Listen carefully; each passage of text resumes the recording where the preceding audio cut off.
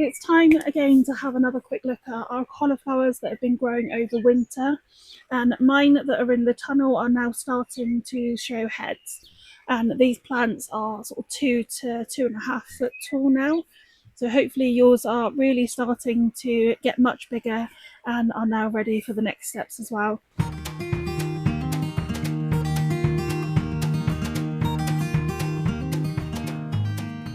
But once these heads do start showing, one of the things that we need to do is start looking at protecting them both from lights and then from frost as well. This is going to be really important for the frost if you are growing them outside. As much as the brassicas are very hardy, the curds of the actual cauliflower itself is not as hardy. So all we're going to look at doing today is actually to cover up the any heads that are forming with the leaves and tie them up, and then we'll be keeping an eye on them over the next few weeks.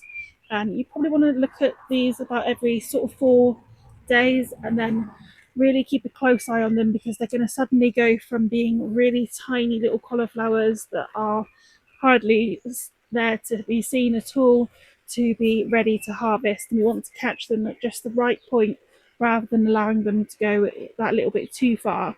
So what we're looking for is the heads to still be nice and tight and that they're not starting to open, but we of course also want them to get as large as possible.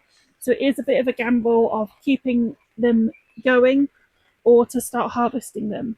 If, like myself, you've got quite a few plants, then you can also harvest some that are smaller and then leave the other ones that are still really tight to harvest a bit of a later date.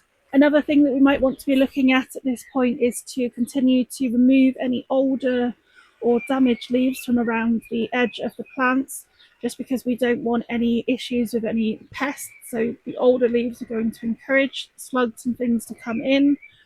And then we can also look at feeding them a little bit more as well if your bed hasn't been fed previously and you do just offer feeds as you go throughout the year.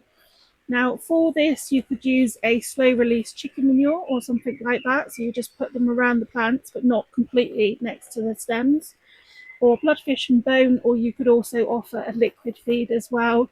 And just whatever liquid feed you've got to the instructions on the bottle will be absolutely fine. And you'll be looking at doing that about every week. We are really now going to be juggling at how long these take to mature and whether or not the beds are going to be ready to put our tomatoes, peppers, or whatever you have going in the beds afterwards in following them. So as you harvest them, it's also worth considering where you want your tomatoes or anything else to go in, because you may be able to harvest them and then pop the new plants in beside the stem and give them room while the other cauliflowers are still maturing. So of the 13 plants that I've got in the polytunnel bed here, we have 6 that are actually ready to have been tied up, and that you can start seeing that there's some cauliflowers starting to emerge, and then the rest there isn't any signs yet. We do want to be really careful as we do these that we don't break the very delicate leaves that are forming on the inside. So just very gently open it up. If it's going to break, then leave it and have a look at a later date. There's no point breaking them and upsetting those leaves as they're growing. My microphone helpfully hasn't actually recorded what I've done. So all I've done is taken quite a long piece of twine, and then I'm tying these plants up with the leaves that are already there. So what this is going to do is it's going to keep any light and any frost off of these plants. You do want to make sure that your twine is able to be undone, because we want to check on these every sort of 4 days. At the moment, I'll probably look at them in another 7 days because they are absolutely tiny, but from there they're going to grow quite quickly. So you want to be able to open this up and retie it back together again. And then the next thing that I've done is remove any of the outer leaves or any weeds that have been growing around the plants, just to give plenty of airflow and to avoid any issues of any slugs that could be eating any of the plants now. You will see that some of these leaves are starting to look rather crinkly as well, but the new leaves that are forming are looking really good.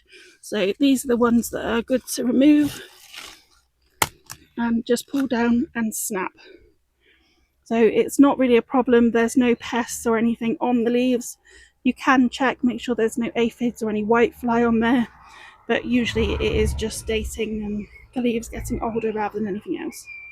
So we will have a look at these again now when I'm ready to start harvesting some of them.